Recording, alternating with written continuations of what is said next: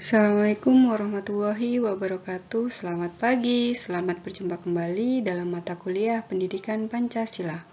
Semoga kalian semua dalam keadaan sehat dan semangat pagi ini. Baik, pada pertemuan kali ini kita akan bersama-sama memahami sumber historis, sosiologis, yuridis, dan politis diberikannya pendidikan Pancasila di perguruan tinggi.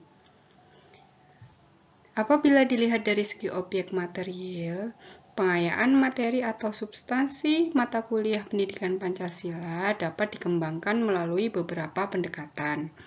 Di antaranya, pendekatan historis, sosiologis, dan politik.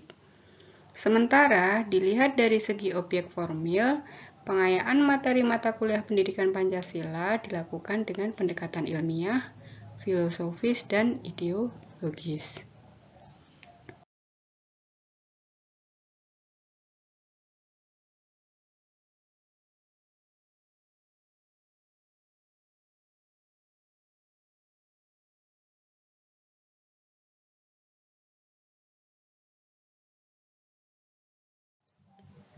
Sumber historis pendidikan Pancasila. Presiden Soekarno pernah mengatakan, "Jangan sekali-kali meninggalkan sejarah." Pernyataan tersebut dapat dimaknai bahwa sejarah mempunyai fungsi penting dalam membangun kehidupan bangsa dengan lebih bijaksana di masa depan. Implikasinya, pengayaan materi perkuliahan Pancasila melalui pendekatan historis adalah amat penting dan tidak boleh dianggap remeh guna mewujudkan kejayaan bangsa di kemudian hari. Melalui pendekatan ini, mahasiswa diharapkan dapat mengambil pelajaran atau hikmah dari berbagai peristiwa sejarah, baik sejarah nasional maupun sejarah bangsa-bangsa lain. Dengan pendekatan historis, Anda diharapkan akan memperoleh inspirasi untuk berpartisipasi dalam pembangunan bangsa sesuai dengan program studi masing-masing.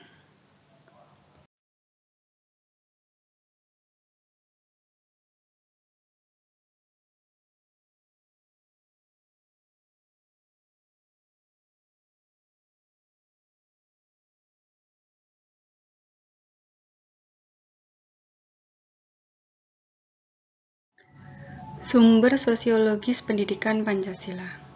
Sosiologi dipahami sebagai ilmu tentang kehidupan antar manusia.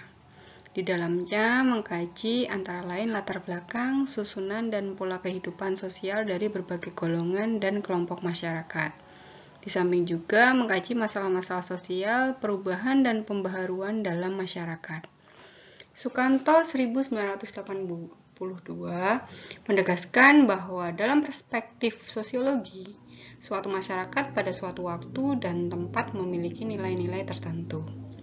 Melalui pendidikan sosiologis ini pula, Anda diharapkan dapat mengkaji struktur sosial, proses sosial termasuk perubahan-perubahan sosial, dan masalah-masalah sosial yang patut disikapi secara arif dengan menggunakan standar nilai-nilai yang mengacu kepada nilai-nilai Pancasila.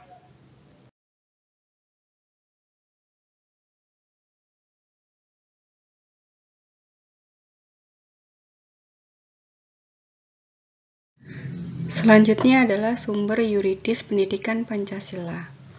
Pendekatan yuridis atau hukum merupakan salah satu pendekatan utama dalam pengembangan atau pengayaan materi kuliah pendidikan Pancasila. Urgensi pendidikan yuridis ini adalah dalam rangka menegakkan undang-undang yang merupakan salah satu kewajiban yang penting. Penegakan hukum ini hanya akan efektif apabila didukung oleh kesadaran hukum warga negara, terutama dari kalangan intelektualnya. Dengan demikian, pada gilirannya melalui pendekatan yuridis tersebut, mahasiswa dapat berperan serta dalam mewujudkan negara hukum formal dan sekaligus negara hukum material sehingga dapat diwujudkan keteraturan sosial dan sekaligus terbangun suatu kondisi bagi terwujudnya peningkatan kesejahteraan rakyat sebagaimana yang dicita-citakan oleh para pendiri bangsa.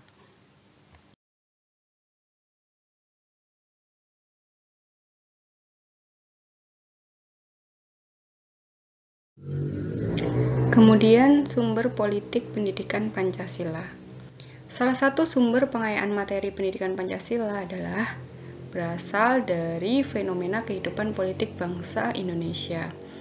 Tujuannya agar mahasiswa mampu mendiagnosa dan mampu memformulasikan saran-saran tentang upaya atau usaha mewujudkan kehidupan politik yang ideal sesuai dengan nilai-nilai Pancasila.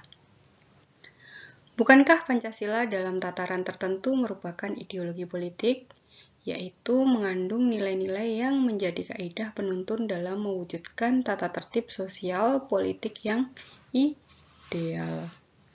Hal tersebut sejalan dengan pendapat Budiardjo tahun 1998, bahwa ideologi politik adalah himpunan nilai-nilai, ide, norma-norma, kepercayaan, dan keyakinan suatu Weltanschauung yang dimiliki seseorang atau sekelompok orang atas dasar mana dia menentukan sikapnya terhadap kejadian dan problematika politik yang dihadapinya dan yang menentukan tingkah laku politiknya.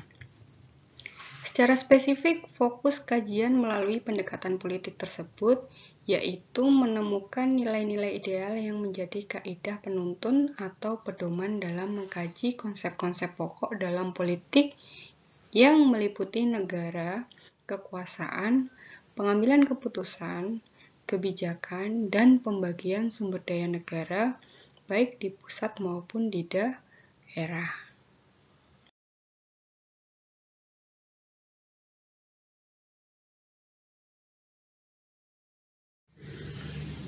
Kemudian terkait dengan tugas mandiri, mahasiswa silahkan berdiskusi dengan teman sekelompok tentang faktor penghambat dan penunjang diberlakukannya pendidikan Pancasila di perguruan tinggi.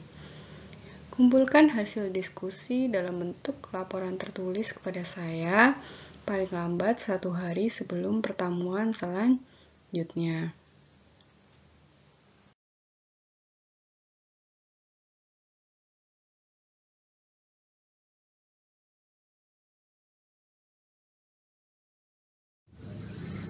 Terima kasih atas perhatiannya. Sampai jumpa pada perkuliahan berikutnya. Tetap semangat dan selalu jaga kesehatan ya. Wassalamualaikum warahmatullahi wabarakatuh. Semangat!